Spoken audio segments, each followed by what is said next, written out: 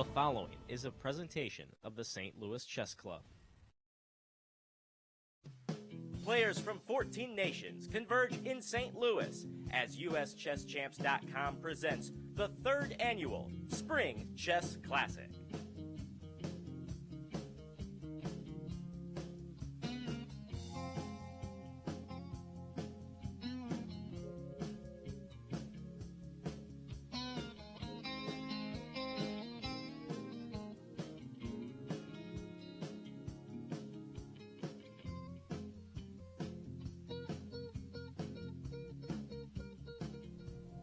Hello, chess fans, and welcome back to St. Louis for another installment of the Seasonal Classic Tournament. My name is Ben Simon, and I'm joined today by Grandmaster Aman Hambleton, the best partner ever for the first time ever. Aman, welcome to the show. Thank you. It's a pleasure having you next to me, the world-famous Aman Hambleton. How psyched are you to be here? Wow, what an introduction there, Ben. I've had a little caffeine today.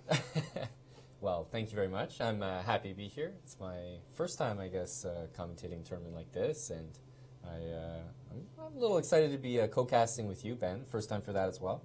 Well, the cookie crumbled in the right places because this is the strongest classic yet. This is the third annual Spring Chess Classic, 14 nations represented, and not only is it potentially the most diverse field ever, but we have some top 100 players. And I want to take a look at the field for our Masters Division, Group A. This is the big dogs. This is where they play. This is their yard. Lim Lee, Grandmaster Lim Lee. You know his name all across the world. He is our top seed from Vietnam. The legendary Vasily Ivanchuk. He is world number 44. He showed up a little bit late for the round today, missed his headshot. We don't have a photo of him, but I'm sure that all the chess fans out there who know who's who know Ivanchuk. Yeah. We have Ray Robson and Jeffrey Zhang, the U.S. Championship competitors. That's the next big tournament we're presenting here in St. Louis. Rustam Kazimzhanov, the 2004 FIDE World Champion. And then we also have a lot of awesome players here in the bottom half of the tournament. The Netherlands, Benjamin Bach, Ilya Nizhnik, the winner of the most recent World Open, Varuzhin Akopian. Actually, Akopian won the World Open several years ago as well, and is a returning Group A champion in this field. And then we'll be seeing Aryan Tari, and then your buddy Eric Hansen in the field as well. Just rounding off the bottom of the table there, Ben. You know, you can't forget about the Canadians. We like to sneak in on the caboose. Well, it's all about whether or not he can bring high energy to this event. You don't want low energy in something like this. Yeah, no, absolutely not. He's going to have his work cut out for him there at the bottom of the table. All grandmasters in this field, but over in Group B, there's maybe some norm possibilities because we have 8 grandmasters and then an international master and even a FIDE master at the bottom. Bai Jinshi at the very top from China. One of the few, we've had Chinese players play in the Classic Series before. Actually, Zhu Wenjun played here before she was the women's world champion. Alexander Mista from Poland, number 2. Andrei Barish-Politz, a former Group B champion in his own right, and that is his preferred spelling of his first name for those of you out there correcting us already. Sergei Ehrenberg, former U.S. championship competitor a few times over. Christian Karilla, what a personality he is on the YouTube channel. Yeah. And also a fierce competitor representing Romania. And Stein Grimson from Iceland. Nicholas Theodorou, we've seen him before from Greece. Denis Kadric from Bosnia, we're seeing him for the first time. Gregory Kaidanov, and then Alexei Sorokin. Sorokin actually has 2 Grandmaster norms. He has like a million international master norms, but he's never petitioned to be an IM, and he could earn that GM title in this tournament, which the is final one. The final one. So he could become a grandmaster in this tournament, and you know, sitting there at the lowest seed, he's got probably the best chance. He's got a bunch of high-rated players to play. Yeah, and his unique situation in this part of the world, at least, or in this city, we'll talk about a little bit later on. Let's take a look at our tournament format. It's easy to understand. We've got 2 10-player round robins. The time control is 90 minutes for the first 40 moves, and then once they make time control, they get 30 minutes added on to each clock. There is a 30-second increment from move number 1, so players do have to take notation the entire game. There is a 30-move draw rule in place to encourage fighting chess in this event. I think that's good. Yeah. I'm a fan of that rule. It works against me usually because I like to make a draw and just leave early. maybe 5 moves in. yeah, hey, 5 draw. moves in. Yeah, Ben Feingold and I have actually done quite a few of those. So. Feingold would never. No, he would never. No. Okay, and as far as our schedule, we don't have a rest day, guys. We are going at this 9 days straight. That's right. This is round number 1. Now, the rounds begin each day at 1 p.m. Central Time. The final day will begin 2 hours early. It's also daylight saving time, so it's going to feel like 3 hours early. And that's all because we will have a playoff, if necessary, later on that same day. We will be on the air with you each day 2.5 hours after the start of the round, and we will be on the air until the likely conclusion, or getting close to the conclusion of each round at 5 p.m. Central. Right. We invite you to join us on YouTube and Facebook and Twitter, hashtag Spring Chess Classic. We will have the YouTube chat open, so be nice. You're going to be perusing the comments? Yes. Good. Keep them honest. Band hammer will be in effect. Don't mess up. But we will, if you have any thoughtful questions, let us know. Okay, so the game started a couple hours ago. Yeah. Here's what's going on in Group A. This is our Masters division. Let's take a look at the pairings. Ray Robson versus Rustam Kazanjanov. Ilya Nizhnik versus Jeffrey Zhang. Vasily Ivanchuk versus Varuzhin Akobian. Aryan Tari versus Eric Hansen. And our key matchup today is Benjamin Bach versus Liam Lee. 2 grandmasters, 2 very strong players. Benjamin Bach, of course, could knock off one of the best players in the world. This is his opportunity. This is going to be a good game. And actually, I want to take a look at where we are in the game thus far, Aman. Yeah, absolutely.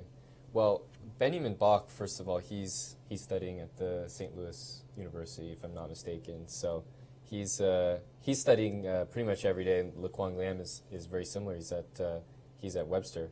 So both of these guys are very up to date on some of their theory. So why don't we maybe just take a quick peek at how we got here from the start here. So d4, knight f6, c4, e6, and g3 by Benjamin here. So already he's sort of committing to, well, a lot of players after g3, what they decide to play sometimes is c5 and try to get a Benoni, fianchetto Benoni, which is often considered to be pretty good for black, or at least if you're going to play a Benoni, you you want to play this one. So a lot of players actually decide to play c5 against that g3 move. I know myself, I've played it before. So he decides instead to go for just bishop b4 and transform the lines back into more of a Catalan type of structure. But knight d2 by Benjamin is a little bit different. You would often maybe more so see the bishop d2 move, and that's I think pretty standard, par for the course, bishop d2, and you can take that, or black sometimes goes bishop back to e7 and just follows with d5. So knight d2 I would say is just a little bit different by Benjamin, inviting a different type of middle game than most of the regular Catalans. All right. Bishop g2. Right, so castle b6 and castles by white, bishop b7. Now these positions are, like I was saying, they're a little bit different. So because of the move knight d2, we don't really see, I mean, it's not in black's interest all the time to play bishop takes d2. So something like a3, b4, quick expansion by white on the queen side is a lot more possible in this situation, because you've got that bishop that as black you kind of want to preserve. So black's going to be playing like bishop d6 or bishop e7, maybe going for the move c5 himself. And the other way to play it is to sort of quickly get that knight e4 and f5 and get that grip on the center of the board. So we'll see if Le Quang Liam goes for something like that. But that's the main difference, I think, with not having that bishop on d2 is basically you don't get to trade that dark square bishop off. So you can sort of get pushed around a3, b4, gain a bit of space there on the queen side. b3, bishop b2, and okay, we I guess we see this plan from Le Quang, which is knight e4, and yeah, actually he just goes for f5.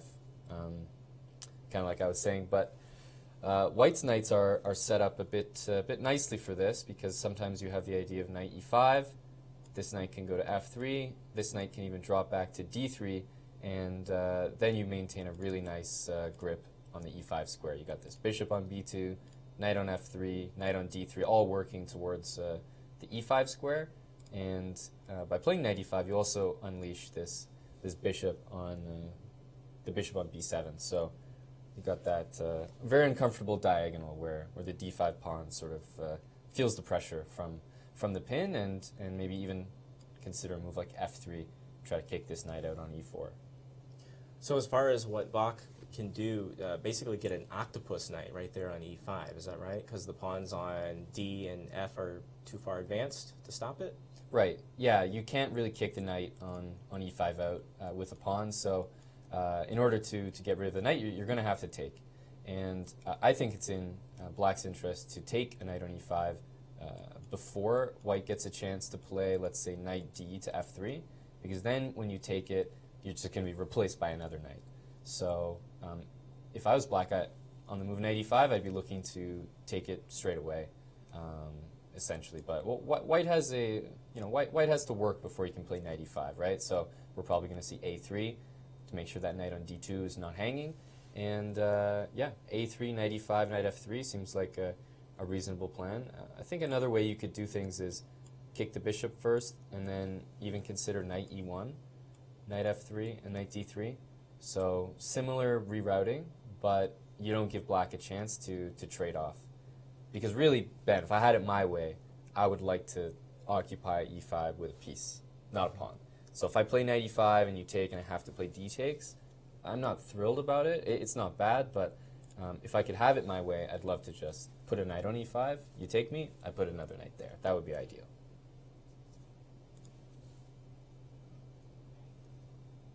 Yeah, so he sort of goes for this. Get that quick b4, and I mean, Benjamin's got a very comfortable position here as we just sort of go forward. Knight e5 was played. I think he could have easily decided to go for some plan like this, but sometimes it's a little slow, and what happens is you know, black's going for some sort of kingside initiative here, right? The queen is coming out. This knight could slide into g4 with pressure on f2 and h2 here. And you know, it's a little scary. Well, I'm still at the childish age in chess where a move like g5 just scares me. It's just a scary move, Ben. I like to play that move sometimes. It's a lot of opponent. It's a lot of pawns. Yeah. You know, I don't have all the answers. People are like, why is g5 a bad move? I don't have the answers. It looks like a great move. Yeah. It's a scary move. I think it's a great move. So, you know, the moves like this are going to happen, and it's especially scary when a player, like 2700 player like Lequan, plays g5. Because then he's got the intimidation, and you know that he's probably backed it up with actual calculation. And I don't think there's anything scarier than a pawn storm that's initiated by 2700. Yeah. Here comes that big haymaker. Here it comes. What's he going to do? So he decides to go right in with knight e5, and we basically get this, this position here, which clarifies. I think this is kind of an important moment where e takes d5 is played. If the other move, c takes d5, would be played, I'll just show a little bit because I think it's a bad move, but you know, the c file gets open, rook c7 is a big threat, and this knight can slide into the d4 square, where it's going to hit the pawn on e6, threaten to go knight c6. I mean, I think white just has a tremendous position here. So Lequan Liem smartly does not venture into any of those complications, because white, I think, is just simply better after c takes d5. So he wants to go e takes d5. He gives white a protected pass pawn, you know, potentially, if white ever wants to. That's for the endgame. But he plays c5, so he wants to control d4. He's not letting that knight jump in, and he wants to open up this bishop on b7, which is has been asleep for a little while. It's been sitting there waiting to come into the action. But after c5, b takes c5, he throws in the move bishop c6. That's what we call a 2700 move. Just, you know, he could take back the pawn, but no, of course, he's planning bishop c6 because that bishop was hanging on b7. He wants to take with the pawn to maintain control of that square, but he couldn't do that, so he throws in this move. He's intending bishop a4, winning material, And so Benjamin goes queen a2. Now he takes back, b takes c5, and I think this is our current position after the move f3 here. And it looks like you can see on the camera there, Benjamin's doing one of those confident get up from the tables, you know, f3, mic drop. You think he has the edge right here? Well, the problem is when you drop the mic and the guy makes you sit back down at the table, Ben, I don't think there's anything more embarrassing than getting up from the board, and as you're in like mid-stride, the guy moves and you're like, ugh, okay. Just getting up for a nice stroll around the room. I'm just going to sit right back down. Yeah. I'm just going to sit right back down. So, yeah, f3 was played, and Benjamin's basically dealing with this knight on e4, and in response to that, very quickly, Le Quang played knight g5, and you know, he's not being cryptic here. He wants to bring that knight to e6. Knights are the best blockaders of pass pawns, so he's going to stick that knight right in front of it, and it's going to support the c5 pawn. It's going to block the e pawn.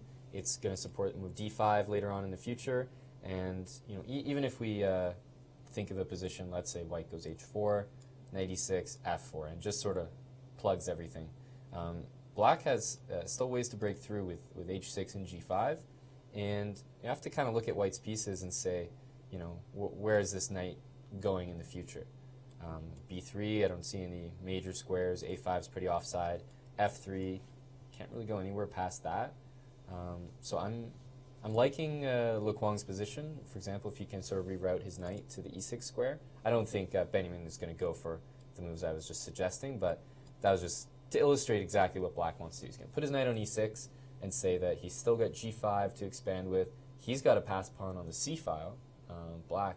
So it is pretty balanced like that. And for the most part, if you have those hanging pawns in the center, d5 and c5, if you can protect them, and it looks like Le Quang has done just that, then usually Black is doing quite well, or anyone who has the hanging pawns. So you can defend them and keep them, then they advance, control a lot of central squares. And if you look at the time advantage, it's another indicator that Le Quang is probably slightly more comfortable than Benjamin here, as they're on move, 21? So still a few moves to catch up on. 25 minutes to 9 minutes here as the top seed takes on Benjamin Bach.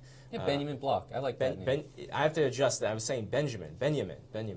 Got a lot of international players here. Okay, well, let's take a look at our first time. Well, first of all, YouTube chat is very active. I want to thank everybody for watching this. Logan Baker says he's rooting for Ivanchuk and Akobian. I think a lot of people are, two of the real favorites in Group A.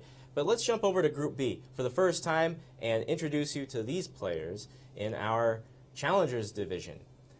By Jinshi versus Hedren Steingrimsen of Iceland. Andrei Barish-Politz, the former B champion, against Christian Karilla. Gregory Kaidanov, U.S. Championship veteran, versus Denis Kadrich. Nicholas Theodorou versus Alexei Sorokin. And our key matchup, and this is just by combined highest rating because no one has any points yet, Grandmaster Sergei Ehrenberg versus Grandmaster Alexander Mista of Poland. Let's take a look at this game. Sure. Bring that up, and I think that this game is definitely one to keep an eye on. Kind of two players that you might expect to be front runners for this group overall, and actually totally different from the game we just looked at. Right, in terms of liquidation, almost everything is off the board here, which should make it a little more obvious who's doing well, or whether we're just headed to a draw.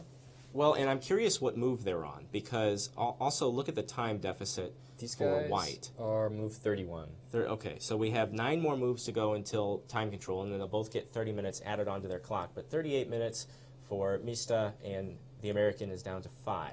What's going on in this game, Aman? Right, so just, you know, I'm not like a superhuman. I just count the pawns first there, Ben. 1, 2... We have the wrong guy. I'm very sorry, everyone. 1, 2, 3, 4... 5, 1, 2, 3, 4. It's the first thing you do, just count them up. But, okay, this pawn on h6, no surprise, is a goner. Black is going to take this pretty soon. In terms of pass pawns, white can make one over here. It's going to be an outside pass pawn, but black is coming with one on g4 as well. I have to say, offhand, this looks extremely drawish, because it looks like the H-pawn is going to fall. It looks like the bishops have a very good chance of being traded. If anyone is playing for a win, I don't know. Maybe, I mean, I just think it's probably drawn. I think it's maybe dead drawn. But maybe White's playing for a win. I'm not sure. I don't think either player here could really fool themselves too much into thinking that they're going to win this game, because essentially Black's going to get a pass pawn, White's going to get a pass pawn. I suppose if I had to say, maybe Black's pawn is a little bit faster. You know, it's already on g5. You're one step from g4. You can support it with your king. And White, on the other hand, he has to do some work to play a3, b4. Let's not forget, if you play a3 in a lot of these lines, you know, you might actually run into, for example, if I take, let's say White just wants to make a pass pawn. Sometimes you run into a4, and I make it a little bit hard for you to just go ahead and make that pass pawn. So sometimes that can happen, but yeah, again, I don't think either player is going to win 36 minutes to 5 minutes. I think that's relevant when you're on move 32. Even if you get that extra time, I think Ehrenberg has to be quite conscious of that. You know, you let that time slip down, then you could easily blunder a draw into a loss. But I have to say offhand, this looks quite equal. But you know, Mista has got to be sitting comfortably, right, with that much time, and you know, easy calculations ahead. Well, before we get to the rest of our games, which we might see some decisions, I'm certain, let's take a look at our prize funds. First of all, for our Group A, the grand prize, the champ walks away with $6,000, and really no one's going home empty-handed. $4,000, $3,000, $2,000. By the way, for all the details of this tournament, join us at uschesschamps.com. You can see the entire breakdown of every detail in this event. Let's take a look at Group B's prize fund. Still not too shabby. $4,000 for the B champion, going down to at least $500. Total grand prize combined $36,000 fund. It's going to be, there's a lot to fight for in this event. And this event is really unique because from May until December we see the Grand Chess Tour. And then we see the FIDE World Championship cycle. And we see all of these really big elite players. And this is really the next step down. We're introducing you to players that you might be seeing in the elite events in the years to come. Maybe not, but their faces, their names with interesting stories. And we're going to learn about them in this campaign for the next 9 days. Yep. Okay, it's time to dig in, Aman. Oh, it's time to dig in. It's time to dig in. Let's take a look at our other games besides our key matchups. Right. Has anything caught your eye? Well, it seems to me like the game between Ray Robson and Rustem Kazimjanov seems to be, well, it's already imbalanced. That it seems like Rustem maybe got something early on in this game in terms of potential advantage, because you know you join the position here, and already with the black pieces, Rustem Kazimjanov he should be playing for something here. Obviously, the position is not clear, but he's up material here, and Ray Robson. It seemed like they were both engaging in a very theoretical battle early on. I think this came from a Sicilian, and what I see here is the potential for Rustem definitely playing for the win, but I don't think this is easy at all. White's got great control of the d5 square. Bishop can come to g2, for example. He's got pressure on h7 and f5, but material speaks for itself, Ben, in positions like this. So as long as black is not, let's say, losing a pawn on d6 or f5, they're weak, but if he's not losing material there, it is technically basically a pawn and a knight for a rook. So definite advantage for Kazimjanov here, as both of these players move 25. Both these players relatively low on the clock, but nothing too scary just yet. And Kazimjanov he must be the oldest player in the field by far, I think. He's 39? No, I don't think so. Who's older than Ivanchuk? Oh, God. Ivanchuk's in the field. Wait, well, yeah, so Kaidanov's also, he's not in this field. I know, in he's Group A, B. let's say. Yeah, Group A. Yeah, Ivanchuk is you got 49. Chucky. You got Chucky in the field, yeah. Right. No, that's true. But Kazimjanov, he's the gears are still turning there. He's the favorite here for sure. Yeah, and absolutely. If I'm white here, I'm feeling a little bit suppressed. I'm feeling a little bit suffocated in this position. Both of these players are just integral to U.S. chess right now. We know that Rustam does not play under the U.S. flag, but he is the second to Fabiano Caruana, of course, who just played in the World Championship. And both Fabi and Ray Robson are on the Olympiad team. Consistently, and they were on the gold medal winning Olympiad team in 2016. There you so go. this is in a way an all-American matchup, if not on paper. That's right. No, that's a good point. I think a lot of people are familiar. People's seconds in chess don't always go very noticed. A lot of that goes sort of behind the scenes, under the table. You could name a top player, and probably he has 5 to 10 seconds who nobody knows about. You don't always make those connections publicly. But Kazimjanov has been a very public second and coach and trainer for Fabi for a long time. So I think a lot of people are actually familiar with him for that reason, and he probably has a few extra fans. Absolutely. Yeah, after F5, which has just been played on the board, it looks like you can see there Ray is having a think in his bright little blazer there. That is actually the U.S. chess blazer that the Olympiad team members got. Right. Yeah. I recognized it from the Olympiad. And what has he just played? I think he just came out with the move B4. B4 on the board. He's trying to wrangle some control of the center here. It feels like the move F4 is something to watch out for in general. But the nice thing about B4 is, as you can see, is we got a queen here, which is watching the D6 pawn and the F5 pawn. So he's trying to say B4, whether or not he's committing to a certain move, he's just saying, well, what are you doing next? Which pawn do you care more about? Because I don't see a way to necessarily watch over both of them. And for example, Queen C7, watch over D6. You've made your choice. I can probably go grab this pawn now. Knight takes F5, and you've made the C3 pawn weaker by playing B4, but now the D6 pawn is hanging. Bishop's not hanging, but I could remove all the cover from the black king in the next move. So is there any way to get White's bishop active ever?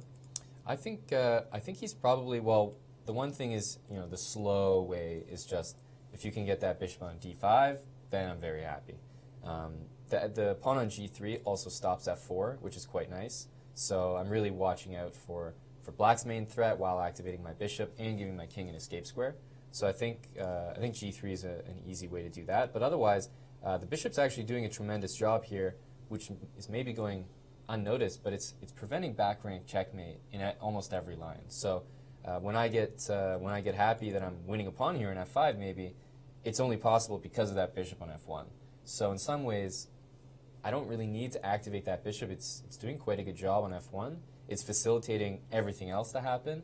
And then when it comes to an endgame, it's going to be ready to jump out and pressure some of these queenside pawns. So Ray Robson's position looks very, very solid right now. He's got an easy position visually. Bishop on F1 is nice. For example, if I'm Kazimjanov right now, I'm looking at this position and I'm saying Queen C7, which was just a move that I put out there. I don't like it at all. I mean, losing the F5 pawn is just a no-go for me in this position, Ben. So I'm playing the move Queen C8, which I think is almost forced. I have to guard this pawn. And, if you go take this pawn, all of a sudden Queen takes C3 might get a little messy. So I'm playing Queen C8 and threatening maybe to play the move F4, look for a queen trade with Queen takes H3, and try to simplify. But I see he's actually played Queen C8, on the board, and responded to quickly with F4. So the last two moves by Ray Robson are compromising to the king, to the pawn structure, right? This diagonal is a little bit weaker, his pawn is a little bit weaker, but it's all for one goal. He wants to win that pawn, and he's saying that he's going to, by force, F4. Where's this rook going? F5 is he's going to be hanging. You can't move the rook anywhere here. So let's say move like, rook E7 doesn't look too good. You just walk into knight takes F5, and other than that, you've got rook e6, and knight takes f5 still. Bishop on f1 is still doing work. This is Ray actually saying that, you know, I can compromise my position like this because it's concrete. He's saying that I can win a pawn, and pawn on f5 is very valuable in this position. d6 pawn is hanging after that. It's actually kind of nice that you see the queen and rook working so nicely together. Last move, the knight couldn't be taken on...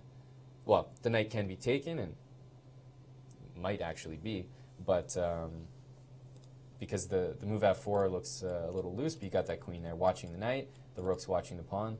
One thing to consider if you're Kazimjanov here is that you know, sort of pull the plug option, whether or not this is something he wants to do. Takes, and queen takes on c3, and try to say that this maybe is equal. Opposite bishops, sort of liquidating down. It felt the last couple moves that Ray was sort of generating mini initiative, right? He's kicking the rooks back, kicking the queens back. Are we going for this as Kazimjanov, or are we dealing with a position where white plays knight takes f5? I think that's what he's thinking about right now. I think he's concerned as the time ticks down, as he evaluates his opponent's compensation here, that it might be too much. So you look at this position, and you feel like maybe you have a good chance at equality, or you look at this position, and you know, do you really want to put up with this? This is what I'm wondering. So offhand, I think there's actually a very decent chance he may actually consider rook takes e3, sort of bailing out and going for that position. Well, we'll see if that happens indeed. Let's move on to another game here. One that caught my eye in Group A was your boy, Eric Hansen. Oh, yeah. The chess bra. Absolutely. That's black against Arjen Tari of Norway. Let's check it out. Let us do that. So we got, Arjen Tari from Norway, who's quite a young competitor himself, playing Hansen. And, oh, that's right. I didn't even have to look at which side Hansen was playing. I just had to look at the time. Had to look at the time. It's just a little alarming, you know. 3 minutes. Now it's basically a blitz game. So, you know, we play a lot of that. This is comfort zone territory for Hansen so far. A very relatable position for myself as well. So, yeah, I knew he'd be playing black here. But what I see offhand is... pardon me, just for one moment. We do have a result, our first of the day. Oh, wow. In Group B, Andrei Barish-Politz and Christian Karilla have drawn their game. Okay. So the first points on the board are half points. So they're leading the tournament, you're saying, Ben? They are in the lead. Wow. Off to a quick start. Who would have thought? Karilla and Barish-Politz really securing the Bishops of opposite color. early sprint. Not much there. Out ahead. Okay, yeah, let's get back to this game here. Yeah, no, this one, I mean, they're right in the heart of time pressure as a result of Hansen's clock. I mean, Tari is quite comfortable there with over 20 minutes as they're on move 26. But it seems like, I mean, I can look at this position and already say that white is definitely going to be a bit better. Black has got the two bishops, but it's that bishop on b7 that you need to play some sort of f5 move to break up the team in the center. The pawn on e4, the pawn on d5. You need to force white to play e5 so that the d pawn will be hanging. But I mean, Tari's not a pushover, Ben. I mean, he's not just going to bend and like, oh, you want to do that? Let me help you out. If f5 happens, these bishops are going to get traded. The knight's going to jump to e5. We've got a pawn hanging here on b6 as well. So no, this has got to be a better position for Tari here, for white. Because I see that the Grunfeld bishop, looks like it came from Grunfeld. I see that Grunfeld bishop on g7 has been blunted. You know, you've been forced to play the move f6 here as black. That's never a good feeling for Grunfeld player. That's kind of like that's your bread and butter right there. You don't want to lock that in, but obviously he's had to do so as a result of some middle game complications. And this bishop here is also just never going to get open without the move f5. And as I was explaining, that's also in white's favor. So Hansen has actually played the move h4 in this position, which makes a lot of sense. He's trying to chip away at the pawn structure in front of Tari's king here. And basically we got this and this as the 2 weak points in the position. Maybe Hansen's going to continue with some of these type of moves, but I feel like White's position is far superior, and tactically, especially as maybe time ticks down and Hansen doesn't have time to calculate everything. You usually start to rely on your instincts a bit more. I feel like the tactics are going to be in Arjan's favor here. So it's that bishop on b7 that's a little worrying for me. Well, it must be really worrying because it strikes me as odd. You identified the 2 weak points in the position. White's weak point is over by the white king, whereas Black's is not. Yet you prefer White. Well, it's not always about attacking. Not always about attacking. Remember, it's not always about I really attacking. like to attack. Okay. The nice thing, though, is that my weak point in front of my king. Let's say I play king g2. I've got my queen on b3. I can defend that twice. You can't actually add any firepower to that g pawn. Whereas the pawn on b6 is already attacked twice, and it's not defended at all, and it can't be defended at all on the next move.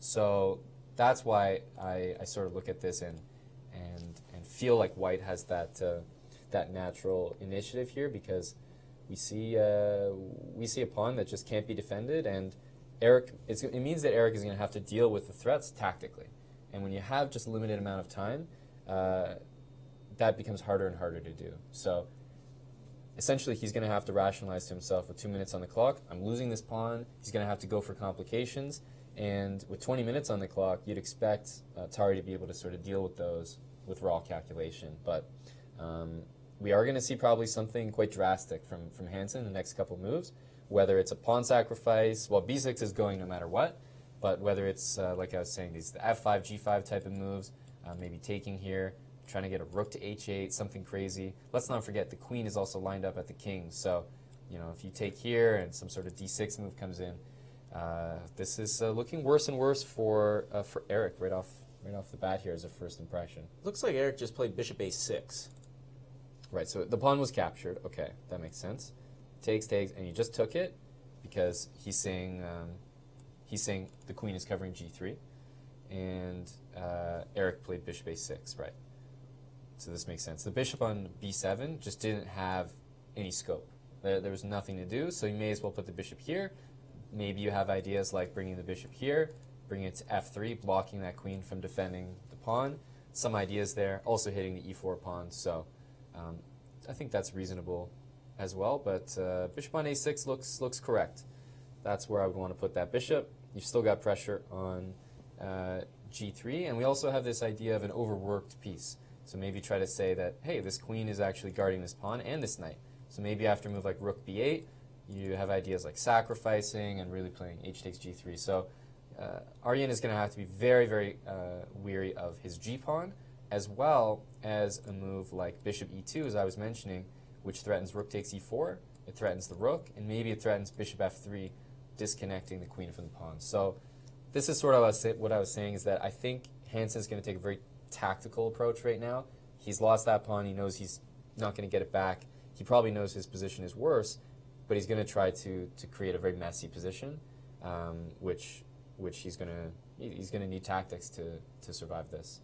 Well, it's coming down to crunch time. So I think in the interest of looking as much as possible, we should take a look at another game. Now, Tari is the 2017 World Junior Champion. He's 19 years old. Absolutely. But we have another World Junior Champion playing the field, the 2016 World Junior Champion, Jeffrey Zhang. In his game, I cannot tell if in his game with Ilya Nizhnik if the queens are just both deadly or they're just completely out of play. Right. Let's take a look here. So we've got Ilya Nizhnik, Jeffrey Zhang. He's playing black here. And as you were pointing out, it's hard to tell whether this queen on a2 is actually planning to catapult itself into the position, or if Jeffrey has some sort of magical hold. As we can see here, which is kind of funny, every single square on that diagonal he's managed to cover. But that also means that he's stuck with those pieces on those exact squares if he wants to keep the queen out. So this queen is waiting to enter the position somehow. He's got control of the c file, and for now he's controlling, as I was mentioning, all these key squares. That being said, it looks like Ilya's position is fairly compact here. He's got bishop d6, which is going to disrupt the placement of this knight as an idea. So he's probably going to have to facilitate that with like king f1 if he wants to do that. Alternatively, bishop a5 does the same thing. Bishop f3 looks like a move that I would be very interested in playing, with the idea of following up, let's say here, it's actually Ilya's move. So let's say something like this. Takes. So what does that do? It helps my queen get in the position now that I've got rid of your bishop. And what I want to do next is play king to g2, and suddenly I'm out of the pin. Maybe I'll play f4 next, knight f3, and my pieces seem to be developing, getting active, and I am a little bit concerned for Jeffrey's position here if white can achieve something like that. So I think bishop f3, bishop a5, these are all reasonable moves here. But I'm concerned for Jeffrey's position because these pawns here on the queen side are not mobile. They can't move at all. And this bishop f3 move honestly looks quite strong here. This bishop f3 move maybe is, unless there's some tactics to worry about, but what I'm doing, Ben, I'm building a fortress, right? Once I trade the bishops, let's say I play pawn takes, king on g2 is so safe. I mean, there's no checks, my king is completely safe, and all I can do then is just bring the queen in, and suddenly it's black's king, black's pieces, which are a little bit discoordinated, and I might play f4, like I was saying, get that knight into the action. And I think once white's pieces all leap off the back rank, you start to realize as black that what you have right now is more of a temporary solution. You've got the queen locked out, you've kind of got white's pieces locked on the back row, but you've got to continue keeping that up, and I'm not sure that he can. You know, it feels like it's got an expiry date almost. Two results here. You don't think that Nizhnik has a chance of losing this one? Well, he's got a healthy time advantage right now, which is another thing, although I should also point out that these guys are very close to time control. So I don't think that's going to be an issue for Jeffrey, who's also got a lot of experience playing these type of games. I don't think he's going to get too nervous here, but I think you can always let's say that this position has 3 results, but to me Ilya losing is quite unlikely. Quite unlikely here. He's played the move bishop a5, and I think this makes a lot of sense. This was one of the moves I wanted to get in. He's still guarding his knight on e1.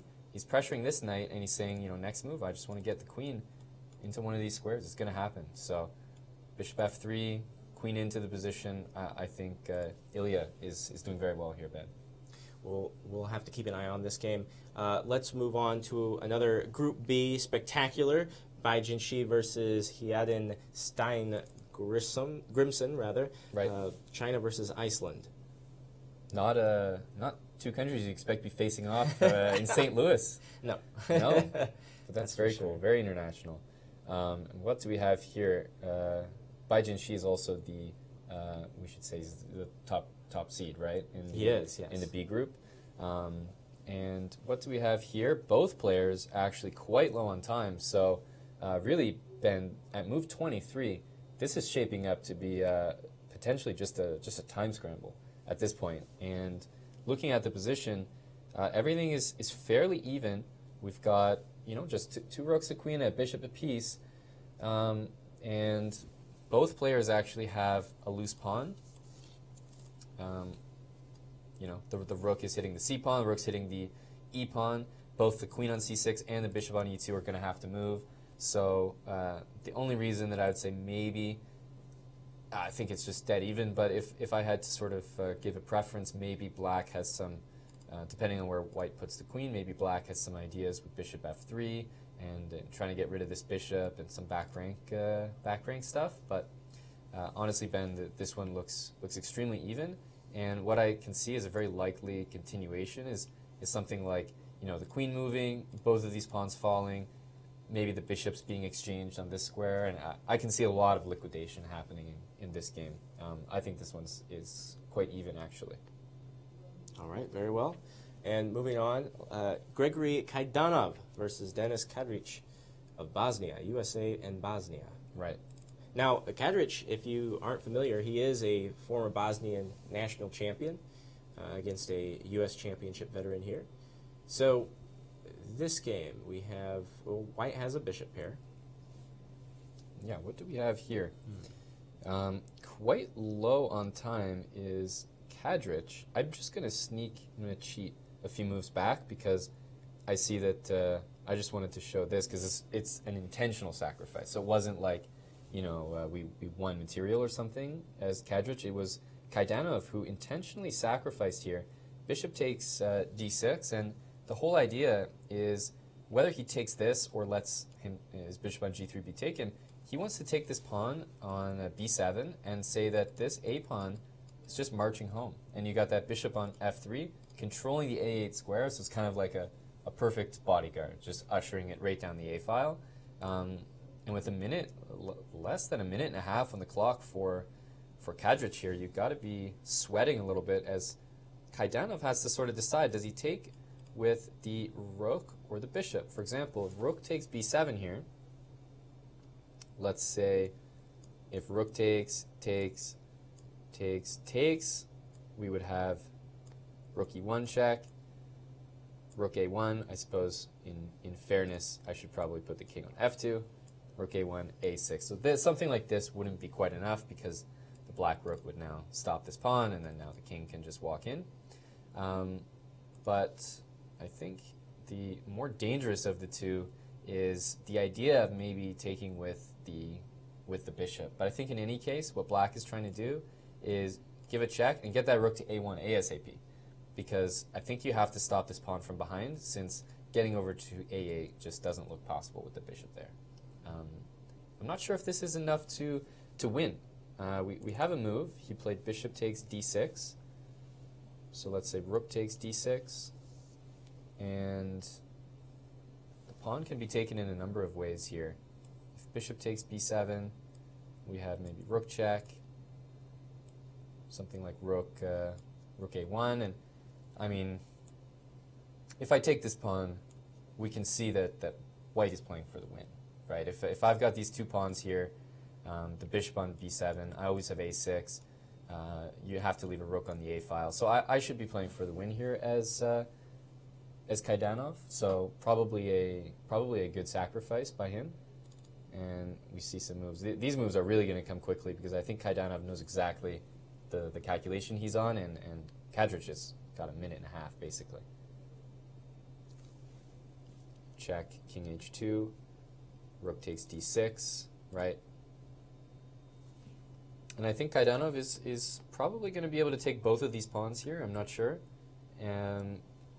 But whether or not that final position is winning remains to be seen, because even a position where, let's say, you get the rook for the bishop, but a lot of these pawns disappear, something like that may also just be a draw as a rook endgame. So it's not clear yet, but I think Kaidanov is definitely happy here. He's got the b pawn to take, he's got the c pawn to take. Something like bishop takes b7 looks like the move here.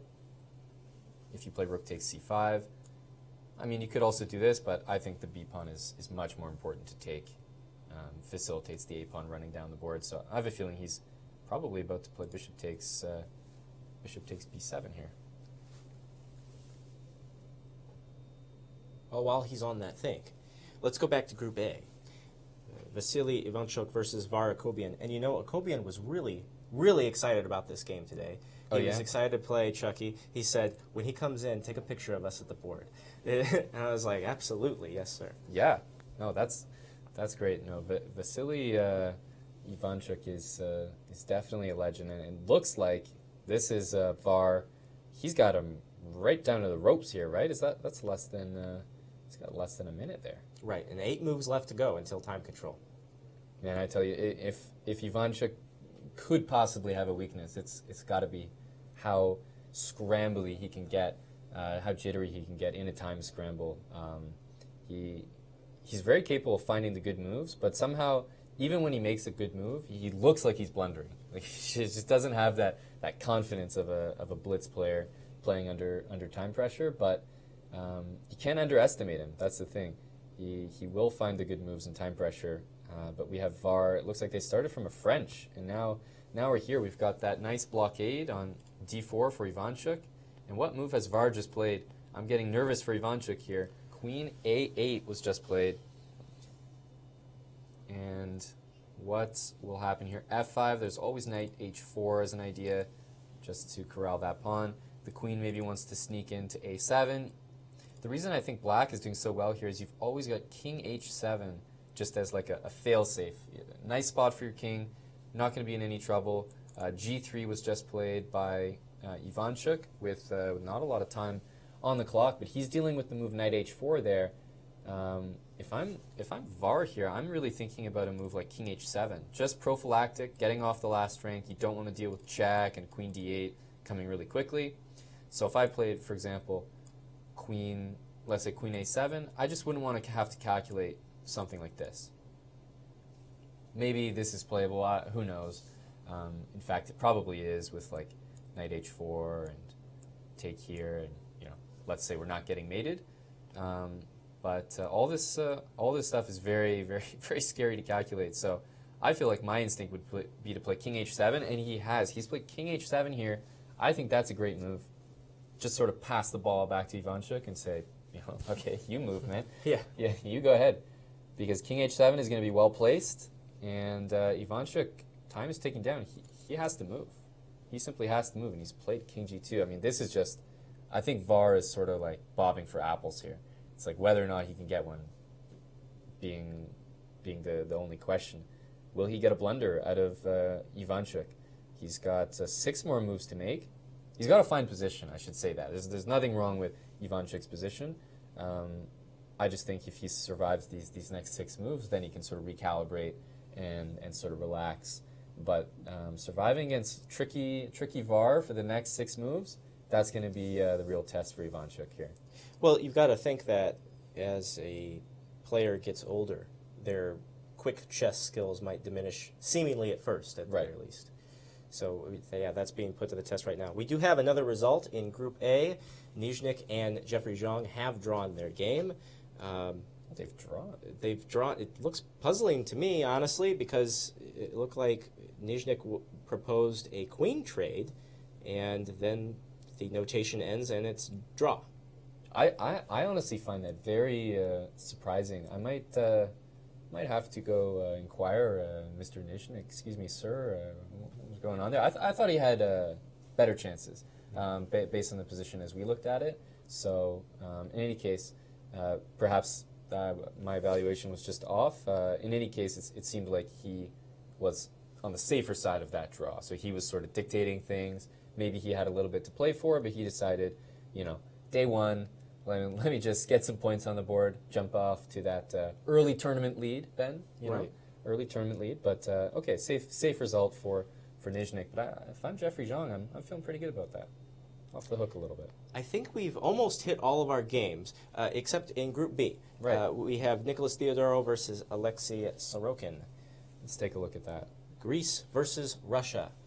And this was Sorokin. This was the FIDE master who we're talking about, who's got a higher FIDE rating than me, Ben. I mean, good God. He's skipping the IM title. He's like, I'm going to get my 3rd GM norm this time, and I'm going to skip it. Yeah, that looks like the plan. In this position, though, I think he's got his work cut out for him, as a quick pawn count reveals that that white is actually 2 connected pawns up here. 2 connected pawns up. We definitely have a pair of hanging pawns, but let's not forget it's white to move here. These guys are very close to time control, so I don't think that that's going to be a real issue. Ben, like players blundering or something. Only a couple more moves to make for Sorokin here, but I'm a little worried, a little concerned if I'm black, because white's got these pawns under control. Only the D pawn is dangerous. The E pawn is stopped by this pawn on F2, and white's king is totally safe here on G2, and I think that's really important in endgames. That's why I was mentioning in the endgame of Nizhnik's was just, and even the endgame that VAR just had, was king safety. As soon as there's no checks for that king, you sort of rely on that in time scrambles and stuff. You just don't have to worry about your king. I think that's a really, really big deal. So you got this king on F6, which is always going to be vulnerable to some checks, discover checks. pieces arriving close to the king, whereas this king on g2 is completely safe. So I think Sorokin here is definitely worse for wear, but if he can connect his pawns here and try to say that this d pawn is worth, at least a pawn in compensation, that's going to be how he tries to justify his position here. But I think white is playing for the win here, Ben. Yeah, those 2 pawns tell the story for me. Okay, we're going to have some interviews here first, or coming in soon, because let's go to our game of the day in Group A, Bok and Liam Lee. Right. And it looks like the Vietnamese player is coming out in the better end of things here. Well, yeah, somehow you gotta. This is like the guy who snuck behind the defense, because where did this pawn start? I think it was actually an f pawn. So it went to f5, and then it looks like it captured on e4 and snuck ahead to e3. So that's like a football route right there. Bok has some unwelcome visitors in his home right now. Yeah, this is not looking good for Benjamin, who's also on seconds. I should say he's playing on the increment. It looks like 34 seconds on the clock tells me he made a move with 4 seconds, right? Mm-hmm. So he's not comfortable here. This bishop on c8, we should also mention, is got to look at that. I mean, it's just restricting every single pawn that white could think about moving forward. This bishop on a1, just completely blunted by that. Bishop on c5, if that bishop arrives there, I am so scared for Benjamin in this position. It looks like it's going south very quickly. Putting that bishop against the king and just getting ready for d3 and e2. This position is probably the one that's the easiest to evaluate that we've looked at so far. I think this is a very serious just winning advantage for Le Quang here. And he's going to spend some time just double check things, but I think he's very confident here. Do you think this game would end soon? Do I think it would end soon? Yes. Yes, I do. Yes, I do. That's my big prediction. I'm sure that's an impressive thing to say. Not many people would go... It's a yes or no answer. Not many people would go out on a limb, risk their reputation like that. But here on the show, Ben, I'm putting myself out there. A real word of valor here. Group B, Bai Jinshi versus Hyeden Steingrimsen. The other top-ranked player is prevailing, it looks like. What's going on here? Some tactics, maybe. Some tactics. Well, so rook e6 is essentially forced. Okay, he's already played rook e6. Yeah, that's a no-brainer. Got to play rook e6 to defend your bishop here. Now he can play queen check, king h7, and queen takes on a7. And I'm sort of wondering what... I think it's bishop d5. That's probably the issue. So it's going to be queen check here, and then is it bishop d5 or maybe bishop e4? Not sure. He can throw in a check here if he wants. And for example, it wouldn't be in my interest to play maybe this move because, for example, g4 looks quite strong here. Otherwise, bishop d5 also looks good. Hit that rook, and maybe just take this pawn on a7 next. So bishop d5 defends this pawn, because in this position, if I took the pawn, then maybe bishop takes on c4, and maybe he's still in it. But I think some combination of bishop to e4 and bishop to d5 by that's a good one, by Jinshi. Yeah. So a combination of that by Jinshi will definitely be enough here, as both players under 2 minutes. And we have another result in Group B. It's our third draw of the day. Ehrenberg and Mista have battled down to 2 kings on the board only. Right. So that one is a little more expected, at least right. in my eyes. I think that one was quite drawish. Yeah, it looks like we're going to have some decisions, though, here today. Oh, yeah. No, well, that's the thing, Ben. You get those squeaky draws out of the way, and then you let the... I mean, there's going to be some bloodshed, I think, on the first round here. That's the fun of these kinds of tournaments, It's not the Sinkfield Cup 2018. Right. It's more like 40 draws. Exactly. Yeah. Okay, so what next? Ivanchuk, Akobian. Whoa! Ivanchuk, Akobian. Let's go back to that game, Group A. Okay. Ivanchuk and Akobian. Akobian might be happy. Well, I mean, the only question was whether or not that time pressure was going to play factor, and of course it always does. As we can see here on the board, the issue is that the pieces are starting to really invade the position. You've got this loose pawn here. I cannot believe that he played the move g4 because, I mean, I thought that leaving the pawn on g3, just restricting that knight everywhere that it wants to go would be ideal. But he's played the move g4, and he's actually rather manly decision, Ben. He's put king g3. So he's replaced that pawn with a king. He's saying my king can do the exact same thing, and then maybe I want to play h4 and h5 or something. So the only way that you can justify something like this is if you're saying that your opponent really has nothing to do. Like if they don't have any moves, then you can get away with this stuff. So he's saying like the queen, you know, can't come into any of these squares. He's saying the rook can't go to b2, b3, b4, b5, right? He's sort of saying that I've got everything covered. You can't get in my position. And if that's the case, hey, you know, h4, h5, suddenly I'm pressing. I'm going to just like storm you with these pawns. But that's an impressive, that's a bold statement. Saying that there's no way in the position. Ooh, so you're saying that's a mistake? I think that that's very cavalier. I think that's very cavalier. With less than 2 minutes, this is the type of expansion that could get you in trouble, for example. So he's played queen d7 in response to this, I believe.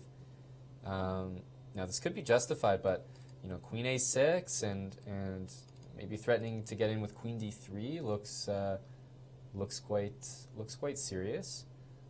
He's played the move queen c5.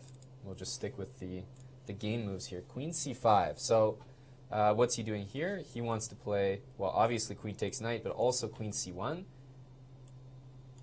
And I mean, Ben, as soon as queen g1 becomes a threat, as soon as queen e1 becomes a threat, queen takes f4, queen c1 facilitates rook takes pawn. I'm hitting the knight, and if you move your knight, all of a sudden rook b3 comes into position. Like, this seems like just completely unnecessary from Ivanchuk. I'm quite concerned. Yeah, it looks like Akobian knows that he has him on shaky ground. Look at the body language right here. I mean, to be fair, though, Ivanchuk has looked like that from the moment he walked in. Right. Probably because he was a little bit late to the round. Can we get a little bit of a closer shot of the board here? This game is pretty interesting. Yeah, well, he's just taking the pawn on a4, Ivanchuk, and that was actually his 40th move. So that's his time control move. So that's what he's looking at the score sheet there. I mean, he's got a lot to think about here, but I think that's a big relief that he doesn't have to make any more moves on 30 seconds. That is a big deal for him. So he'll be happy with that. And at the very least, had there been, let's say, 2 or 3 more moves that you would have to play in time pressure here, I think it is almost game over as the queen is invading. But at least here, Var is going to make a move, and we'll probably see Ivanchuk go in the think tank and really try to deal with the fact that I think Akobian could actually be crashing through here with the queen. Very well. Shall we dance around to another game? Absolutely. Okay. Yeah. No, this looks like it's about to hit time control. Things are going to slow down. So how about some of the other ones? Tari Hansen piqued my interest. Let's see here. Yeah, that was one that I basically knew was going to get extremely tactical, and probably, you know, if Tari holds things steady, it should be in his favor. But now both players down to a minute and a half. I'm just going to cheat and see where things went from when we last looked. White got that pawn all the way to d7, and now Tari to move. And I mean, I feel like you can take back, but Tari has gone for the more calculated approach, and he's just played knight takes f6. So we're going to see bishop takes f6 here, and I guess as black you have to take on d7. I mean, you can throw in takes on h2, but in this position after bishop takes f6, which is on the board, you've got to play either takes on h2, so that's a double check, or rook takes d7. So something like, let's say takes here, takes, rook takes d7, takes, and we got this position to evaluate, which honestly should be, I want to say that it's winning for white. Maybe it requires a bit of a job, a bit of technique, but I have to say this looks like it should be good enough.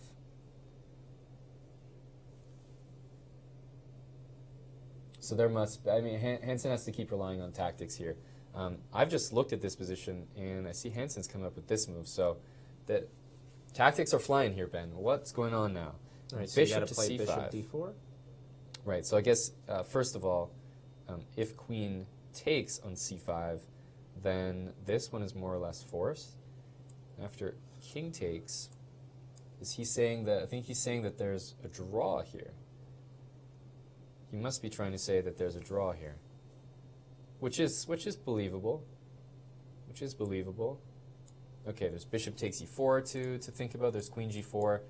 At the end of the day, you can always grab that bishop later on. But okay, I could believe there's a draw here. Again, bishop d4, as you mentioned, is the other very serious consideration if queen takes bishop doesn't work. But it's hard to tell sometimes in these positions whether a move is out of desperation or whether it's actually a shot in the dark that someone missed.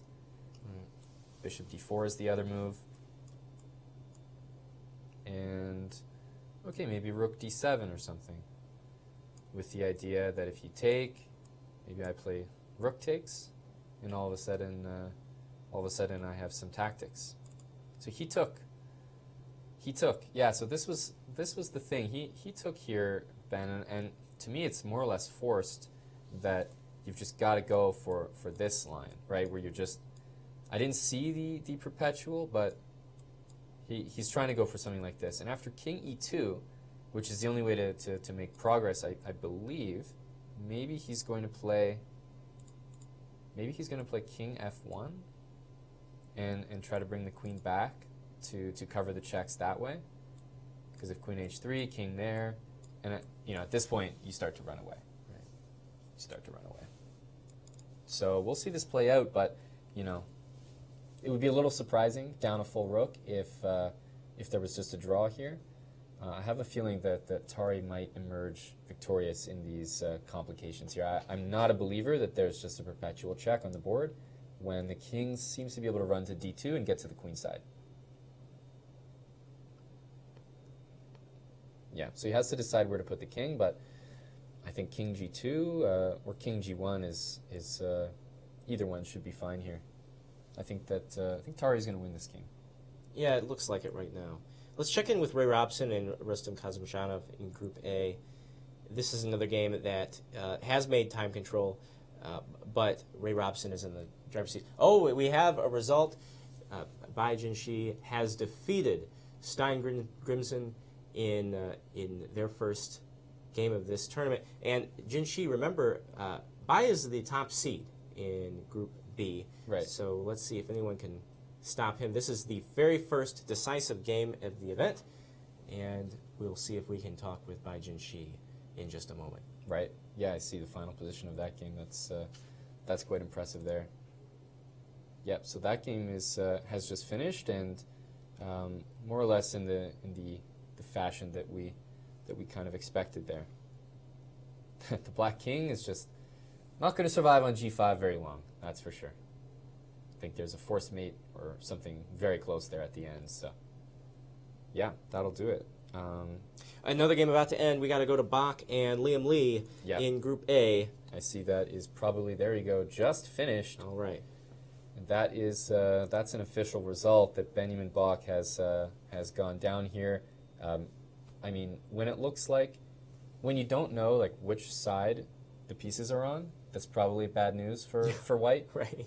Those could be pawns set up for the next game. Those could be black pawns that have gone all the way up the board, but that is very scary to face there. Those pawns are, one of them at least is going to become a queen, and yeah, Benjamin just doesn't stand a chance here with e1 queen or e takes d1 coming next. Okay, so no surprises yet. We have our two top seeds drawing first blood. Right. But I don't want to miss any other results that might be coming in pretty quickly here. Right. Yeah, the two games in Group A. It looks like so Ray Robson and Rustam Kazimjanov are still playing that opposite bishop and queen endgame, which honestly, just from looking at the position, black's pawns should be falling here. This king has a really, really nice place to hide on h3. This bishop comes to d5, e6, takes f5. I think this position is actually totally lost for Kazimzhanov. Where's black's extra pawn? It's over there on a6. Imagine I could take that pawn, put it over on g6. Then I would have the same position white has, safe place for my king on h6. But no, the complete opposite. This king is just exposed. I think that if Ray Robson just gets a couple moves in here, bishop d5, you can never force a queen exchange. I'll never take it. And the queen is actually tied down to defending the pawn, so it really can't move too many different places. So I think that Ray Robson is actually incredibly close to closing this off, even though it's even material, opposite bishops, and they've made time control. I actually think this game could end very quickly. Also, Tari and Hansen is looking to be wrapping up very quickly. Take a look at that one. Right. Yeah. No. So taking that bishop on f6 is Hansen saying there's no perpetual, right? And if there's no perpetual, then it's clear that white has moves like queen d4. But just at the very least, that should be enough. Apart from that, there's a c-pawn hanging. Maybe you can even just play for checkmate here. But yes, this looks like Aryan Tari should take care of business here, and they've made time control. But you know, once you make time control and you're staring at a position like this as black, it's not that motivating to continue. White is clearly in the driver's seat here, up material, and to survive the attack there. Well, Aman, we do have Bai Jinshi outside getting ready to come in for an interview. So while you take a look at what we have left, I will bid you farewell and go get our guest. Awesome. Looking forward to that. Yeah, let's see who else we have still playing here. We have the game of Hansen. It looks like it's wrapping up.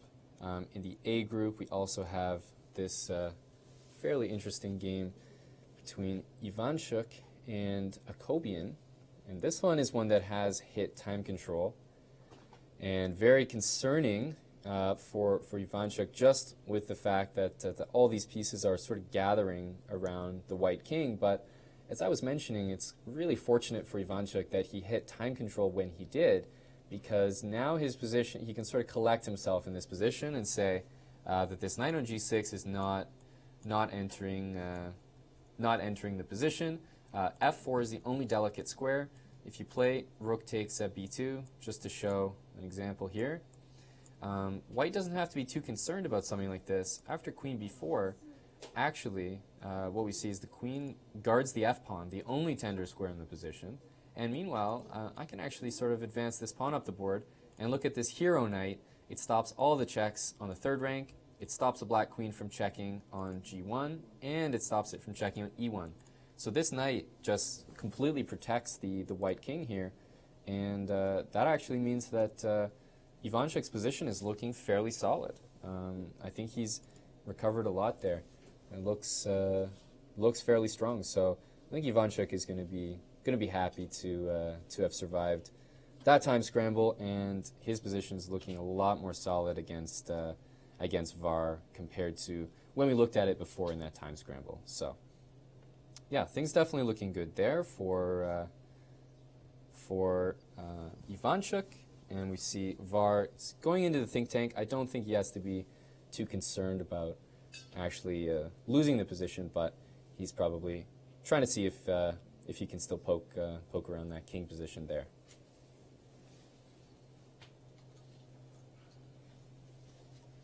This position is looking good.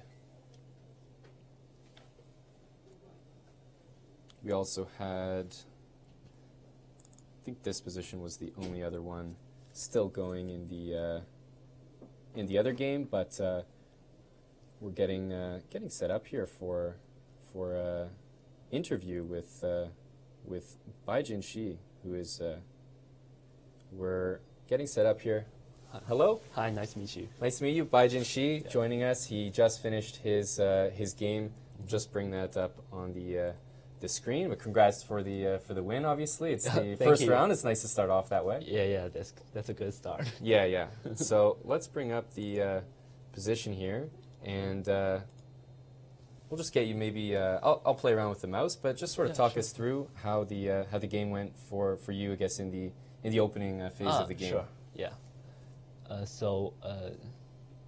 Go ahead. I didn't before I checked in my database. I didn't see my opponent have played Bishop E7 before. Bishop So, E7, so that yeah. was a surprise. Yeah, that's a surprise. Okay. To me. What were you expecting then? Bishop B4 or D takes on C4. Right. Okay. Yeah. So he played Bishop E7, which was a surprise, but I guess thankfully it's not like a surprise move. I mean, Yeah, It's still familiar territory. that's right. I guess. Knight F3, castle. Yeah. So after here I choose Queen C2. I think it is also as a surprise to him. To him. Maybe. Oh, it's Yeah. your turn for a surprise now. Yeah, but I'm not sure. Did he prepare this line? Uh-huh. I haven't played Queen C2 in 3 years. Okay. In these 3 years, so I think You brought it up might be the- a surprise. Okay, yeah, the secret weapon from long ago. That's Yeah. good. Okay. C5 Yeah. takes, Mm-hmm. Queen A5. Knight C3. Yeah, and I guess after this, sometimes you sort of have the opinion that things might just liquidate a lot, symmetrical position, but Yeah. but white is usually pretty comfortable, right, with the Yeah, bishop on Yeah. G2 here. So, were you pretty satisfied with how you came out of the opening? Yes, I do. So until my move, Knight FD6, Knight FD2. Right, That's Takes. all my preparation. right. Knight Yeah, FD2. I hadn't analyzed this before, Okay. and I think white can get a easier position to play. Easier position, yeah, Yeah. and that's sometimes all you need, just an easy Yeah, position. yeah. So C3 was something that you, Yeah, I don't know about C3. right. I'm not sure. So I spent some time here. Mm-hmm. Yeah, And- because this looks very very normal. Take the bishop, Yes, get this and move my with tempo. ideal, I'm not sure about after C3. I can also take with my pawn Right. with BC3, and I thought he might play Bishop E5 here, Mm-hmm. and Knight C4, Bishop C7, and I think this might be good for black Right, to keep yeah. the dark square bishop. Right. So yeah, take that while you still can Yeah. before he gets to keep it. Mhm. Because at least you've compromised your pawn structure, so it's got to be concrete. Otherwise, maybe black Yes. is doing well. But Yeah, now the C3 pawn blocked the C5. Right. So, but it also opened B5. So I'm not sure. is double it- edged, right? Yeah. Right. That's true.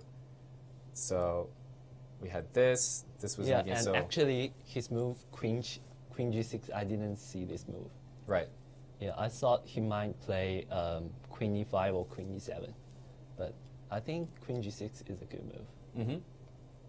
And so my original idea was Queen C3 here. Right. That's But the normal then reaction. Yes, but then I saw maybe he can play E5 and prepare to play Bishop G4 or Knight D4, Rook C8, something like this. I think Right. black has a full composition. Full comp, yeah. Yeah. So actually, your move pawn takes c3 pretty much deals with Yeah. a knight on d4 Yeah, permanently. Yeah, it's so, more solid. Mm-hmm. So yeah, b takes c3 and rook b8, queen a4. Actually, I think maybe it's better to play E5 instead of Rook B8. Just start with e5. Yeah, And would you I- maybe rook b1 or I will also play Queen A4 here because if I play Rook FD1 or Rook AB1, he has Bishop F5. right? So it's not. Right. No, I think maybe. So let's say here e5, E5. I want to play Queen A4. queen a4. Yes.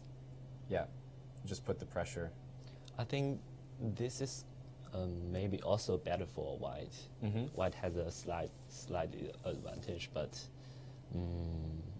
I guess this is better than his. Better his than move. the game. Yeah. Yeah, I think so. right. Yeah, because getting this bishop out seemed to be crucial in the game. What actually happened was So now he still have to play E5. Then right, have to get the bishop out, bishop g4, and this is back to when you chose to play b takes c3. You're dealing with this yeah. pressure a lot easier now. Just rook Yes. e2, Mhm. queen h5, and now you decided to go for this Knight kind of C5. forcing continuation, knight c5, Yeah. and it seems like things just work out for you at the end of Yeah. these calculations. But how did you feel about this position liquidating? Now White has another option is knight d7, Right. but I think he has rook b d8, and if I play queen c2 here, he has rook f e8, so it's Right. And it's a little it's annoying there. it's not good for White. That's a good point. And also okay, So just went for knight so takes b7. yeah, I think that's the right move. Mm-hmm. And now he cannot play bishop f3 because g4. Right. Yeah, that's a This point. is quite nice. Yeah, it is very important that he cannot exchange the bishop. Right. No, g4 is pretty key actually to the whole whole line here. Yeah. Yep.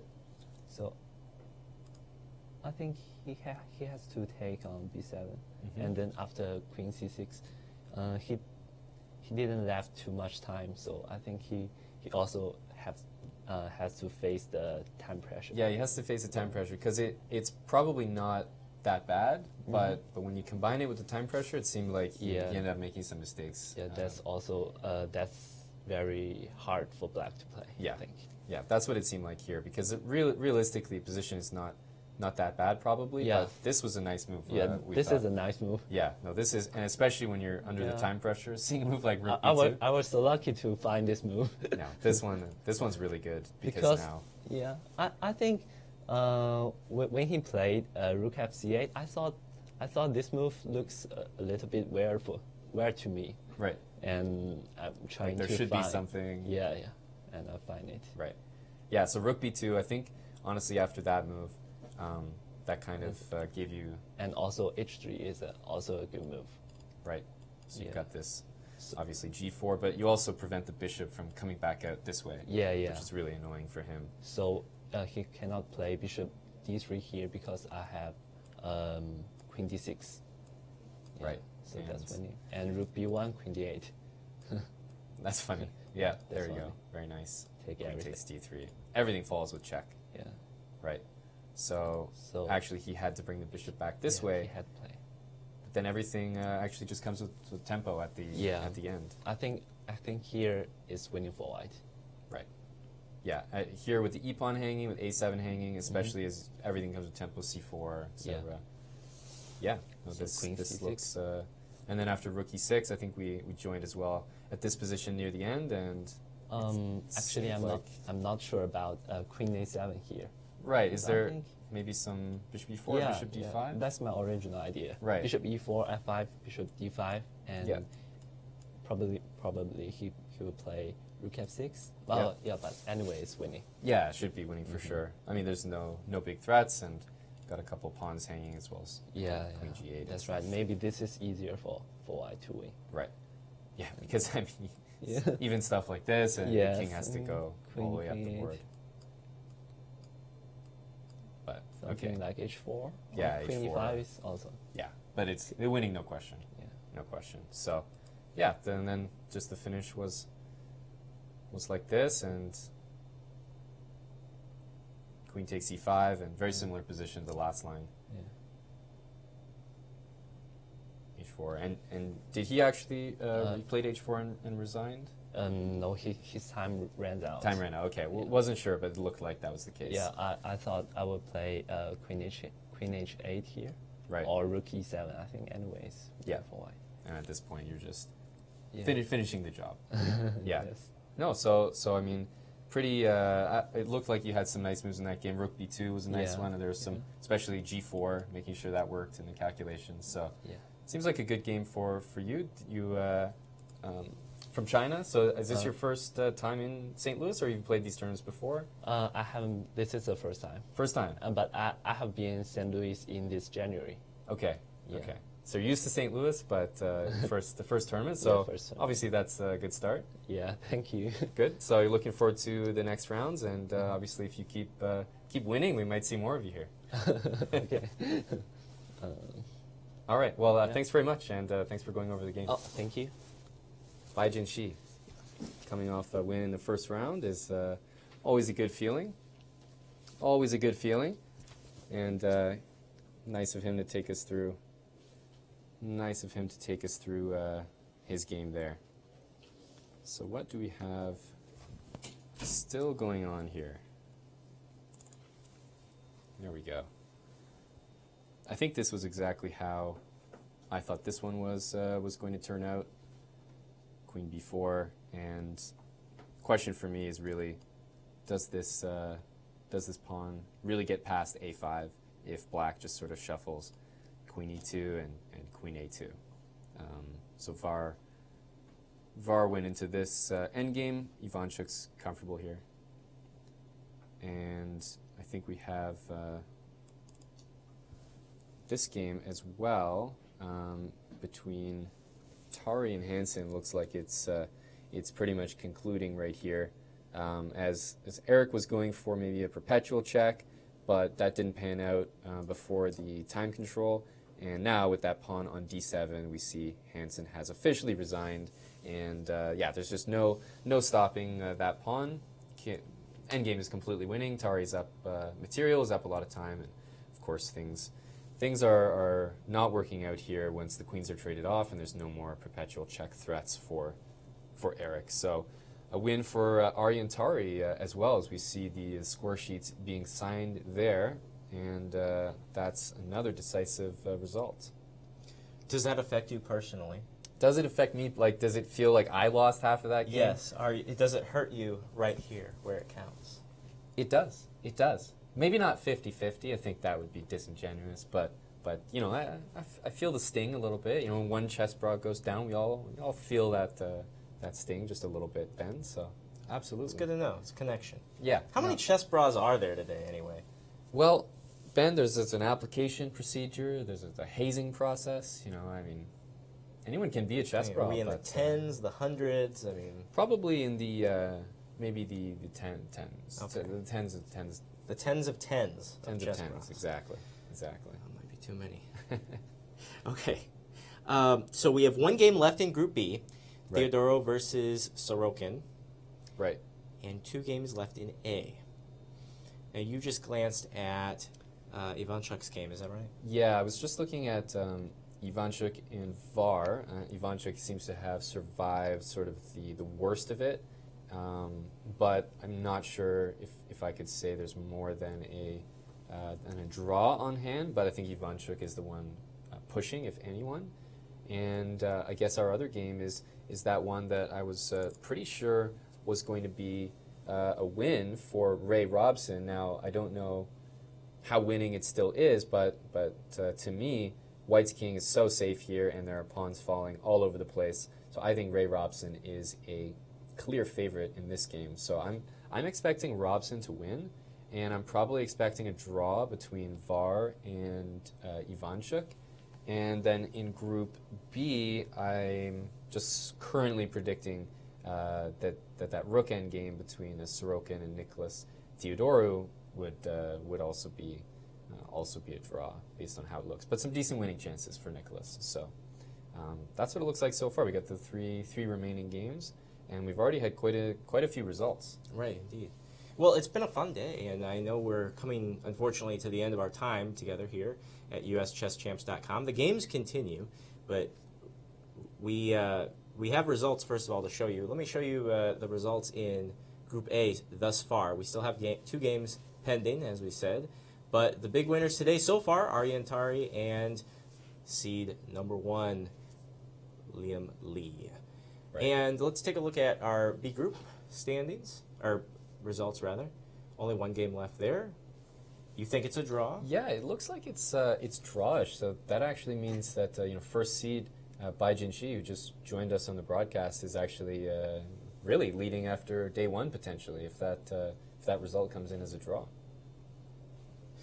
Well, we've had a good time so far today. We hope that you join us tomorrow. Remember, the games begin 2.5 hours before we are on the air, 1 p.m. Central Time. Right. So you can go to uschesschamps.com and check out the games and see the moves on the Chess24 board. It's a lot of fun. And then we'll be on at 3:30 p.m. we want to announce that today we had our highest viewership for any seasonal classic, any single day of any seasonal classic in the history of this YouTube channel. So thank you very much for that. Must have been your tie there, Ben. It's not a bad tie. Not a bad tie at all. Well, wait, maybe it was the hair. Must be a combo of the two. You know, you Complement have the each other. second best purple hair I've ever seen. Oh, second best. Well, then I know who number one is. Yeah, I think we know. a certain penguin. Exactly. St. Louis is her second home. Tomorrow we'll be right back here at the same time, 3:30 p.m. Central Time, and remember hashtag Spring Chess Classic, uschesschamps.com. He is Grandmaster Aman Hambleton. My name is Ben Simon. For the world's greatest production B team, Danny Machuca, Isaac Schranz, Tammy Hyde, we say until tomorrow, so long from the Show Me State.